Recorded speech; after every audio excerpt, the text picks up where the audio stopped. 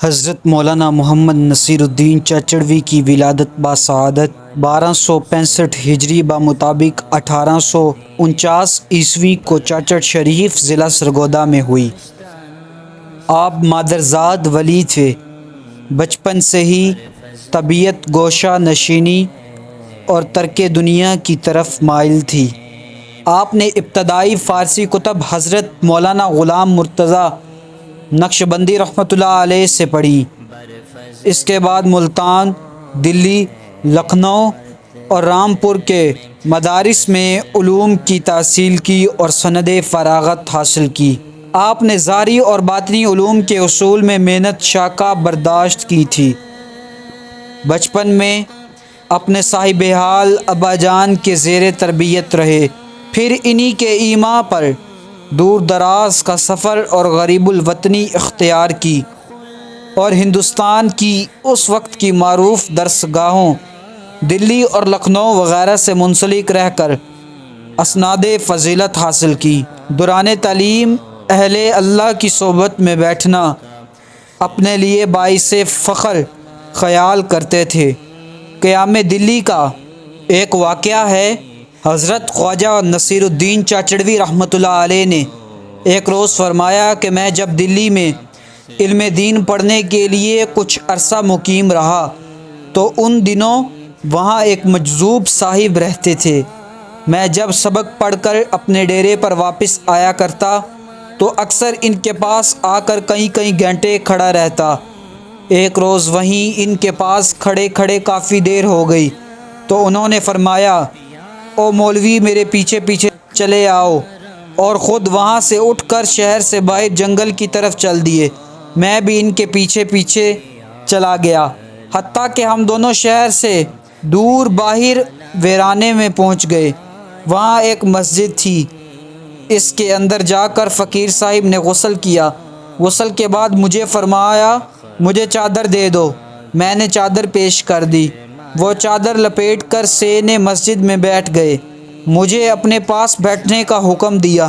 جب ہم دونوں بیٹھ گئے تو فقیر صاحب نے میری طرف دیکھا۔ فقیر صاحب نے فرمایا، میری طرف دیکھو۔ میں نے جب ادھر نگاہ کی تو انہوں نے لا الہ بلند آواز میں کہا اور غائب ہو گئے، حتیٰ کہ صبح کی اذان سے پہلے الا اللہ کی آواز آئی اور وہ سامنے موجود نظر آئے۔ میں بھی تمام رات اسی کیفیت میں ڈوبا رہا۔ صبح کے وقت وہ مجھے لے کر پھر شہر کی طرف چلے آئے اور اپنی جگہ پر اسی طرح آ کر بیٹھ گئے۔ اسی طرح ایک دفعہ مجھے پھر اسی مسجد میں لے گئے۔ غسل کے بعد سین میں حسب سابق بیٹھ کر لا الہ کی ضرب کھینچی تو فقیر اور میں دونوں غائب ہو گئے، حتیٰ کہ صبح صادق کے قریب ان کے الا اللہ کی ضرب لگانے پر پھر دونوں موجود۔ تیسری دفعہ جب مجھے پھر لے گئے اور لا الہ کی ضرب کھینچی تو فقیر صاحب، میں خود، زمین و آسمان ہر چیز غائب ہو گئی، اور الا اللہ کی ضرب پر صبح صادق کے وقت پھر سب کچھ موجود۔ حضرت مولانا محمد عبدالعزیز فرماتے تھے، حضرت اعلیٰ غریب نواز نے کبھی ہمیں پیار سے نہ بلایا، نہ اپنے پاس بٹھایا، بس دور ہی دور رکھا۔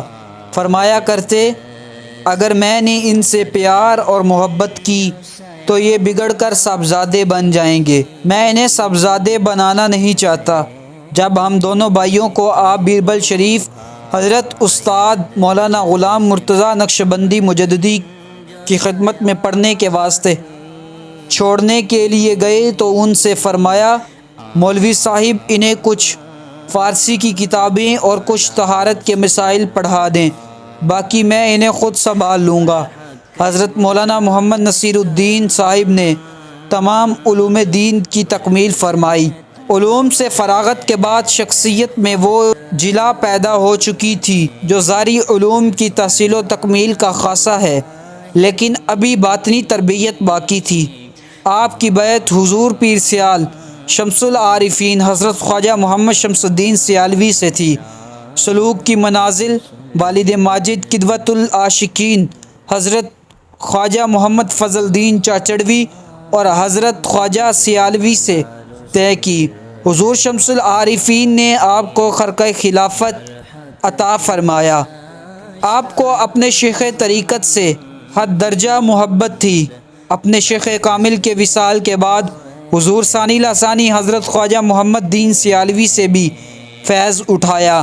آپ کے ساتھ سایہ کی مانند رہے، سفر و خضر میں آپ سے جدا نہ ہوئے۔ حضور ثانی لثانی حضرت خواجہ محمد دین سیالوی بھی آپ پر بہت مہربانی اور شفقت فرماتے تھے۔ جذبات سعید میں ہے، ایک دفعہ حضور ثانی لثانی حضرت خواجہ محمد دین سیالوی چاچڑ شریف تشریف لے گئے۔ حضرات چاچڑوی حضور کی پیشوائی کے لیے آگے آ رہے تھے۔ ہر دو صاحبان دست بدستہ آگے آگے نشے محبت میں جھومتے جھومتے زیادہ پیما تھے اور ان کے پیچھے قوالی کرتے آتے تھے۔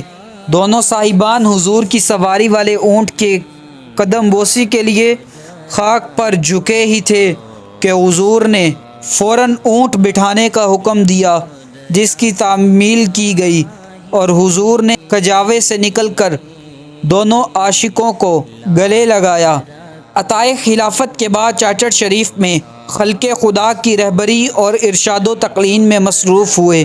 سیال شریف کے ماں سوا کہیں اور آنا جانا موقوف ہو گیا۔ آپ پر استغراق حق کا اس قدر غلبہ تھا کہ ماں سوا جس میں رشتہ مناحقت بھی شامل تھا کے لیے مدت العمر کوئی گنجائش نہ نکال سکے۔ چاچڑ شریف کے موجودہ دربار میں جانب جنوب ایک حجرہ تھا، جس میں آپ شب و روز مصروف یاد الہی رہتے تھے اور بہت کم باہر تشریف لاتے۔ آپ کا ذوق سماع نہایت پاکیزہ تھا۔ آپ صاحب وجد و حال بزرگ تھے۔